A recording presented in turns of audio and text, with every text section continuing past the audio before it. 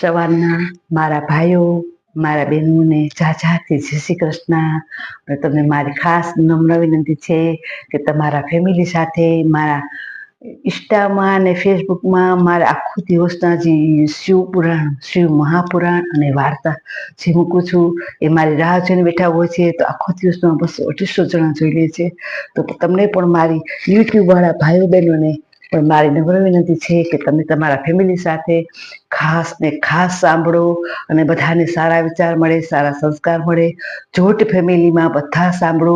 હું ભગવાનની સામે બેસીને કહું છું, હું તમારા માટે એટલો એમ કહું છું કે અત્યારે માણસો એટલા બધા બગડી ગયા છે કે વાત જવા દો. પણ બધી જગ્યાએ નથી હોતું, અમુક જગ્યાએ તો એટલા પરિસ્થિતિ ખરાબ થઈ ગઈ છે ને તો બાળકો પણ એના હાથમાં નથી અને વડીલો પણ એના હાથમાં નથી. એથી કરીને તમે વાંચશો અને જો શિવ મહાપુરાણના તમે જેટલા પણ વાંચશો તમારા